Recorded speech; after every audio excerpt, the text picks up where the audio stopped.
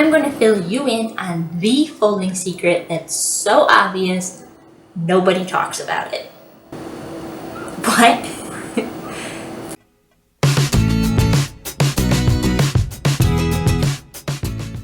Yeah. If you've read Marie Kondo's book, The Life-Changing Magic of Tidying Up, he points out how people aren't actually taught about tidying up. We're kind of just thrown into our rooms and told to clean it up by our parents without actually being shown how to do that generally. Well, it's the same thing with folding. You may have been taught how your mom likes to fold towels, but beyond that, that's kind of it. We basically start doing laundry at some point in our lives and just have to figure out how to fold stuff and even what to fold. You know, not everybody puts the same things in their drawers or their closets or whatever, because we have different spaces and we have different preferences. So everybody's just winging it. Nobody ever really breaks down the concept of folding itself. That's not teaching a man to fish.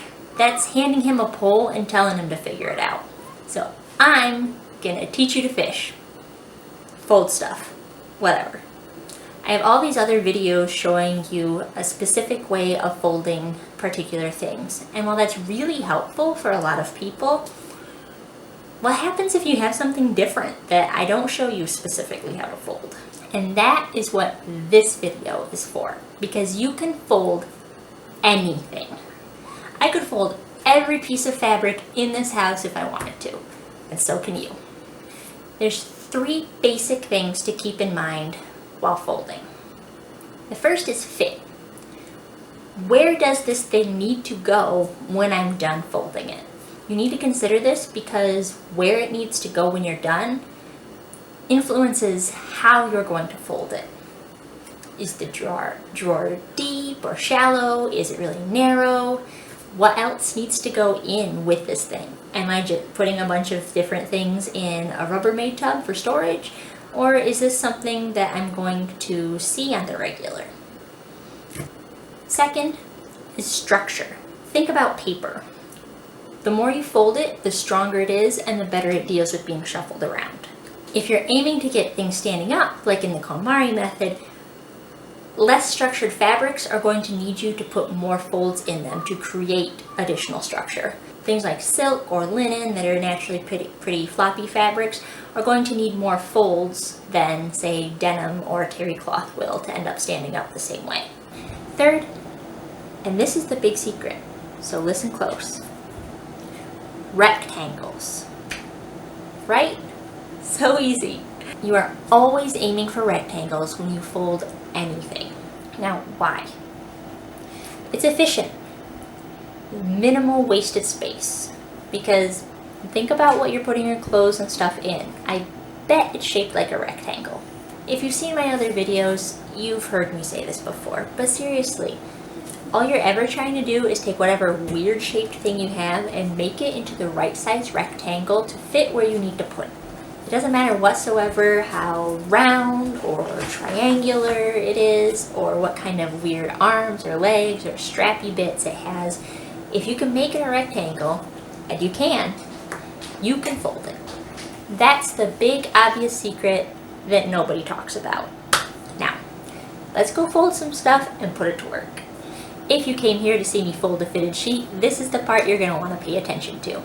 I'm not going to do a folding tutorial this time. I've already done a few of those, so if you'd like to check those out, I've got them linked in the description down below and up in the iCards for you. I've taken some of the weirdest shaped things and some of the very common things in my house to demonstrate how you can use the principles of fit, structure, and rectangles to fold anything you want to fit in your space. Come on, let's go.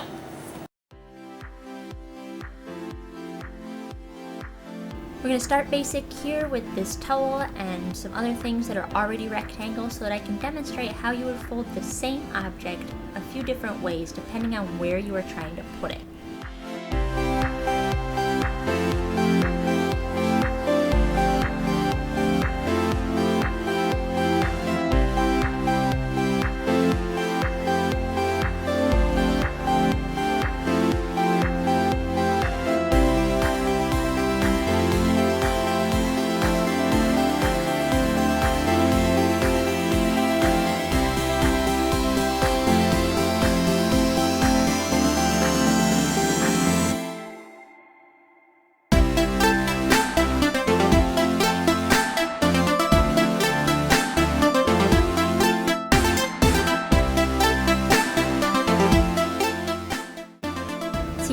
was already noticeably more narrow than the previous fold.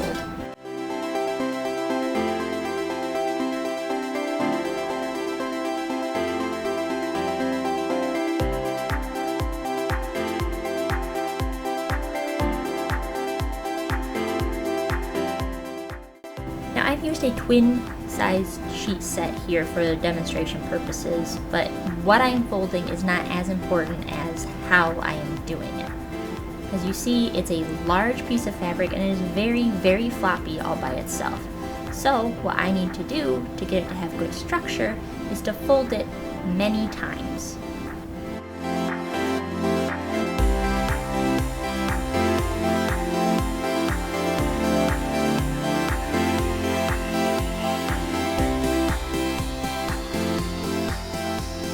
So here we are, the fitted sheet.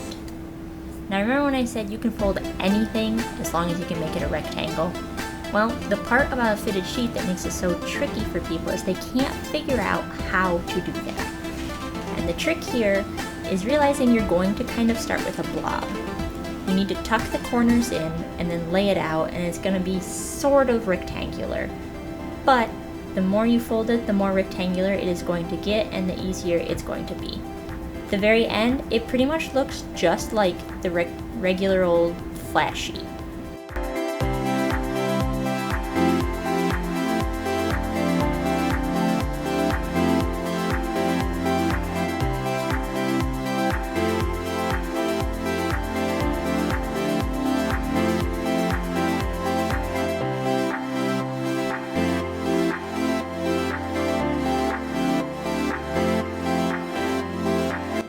Now, if you didn't know which one of those was the fitted sheet, would you?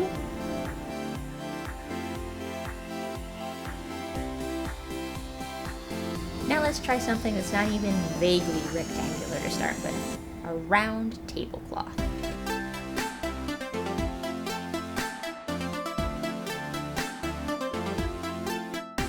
You can see I've got creases left in mine because this one has honestly been folded up for quite a while. Again, I'm going to show you two ways to fold this one because you can fold it in a narrow, taller way, or you can fold it in a more shallow but longer way.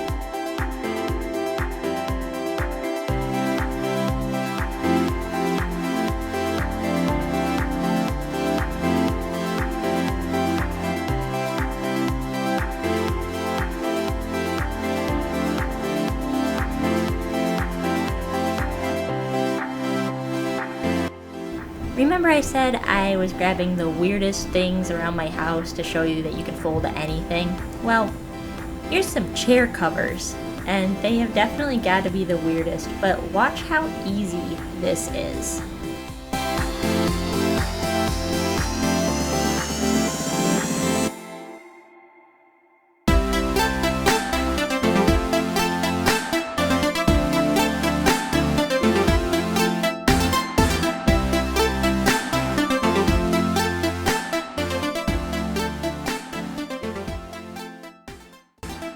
Fit, structure, and rectangles.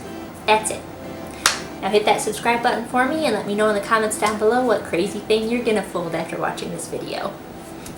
Bye guys. See you next time. I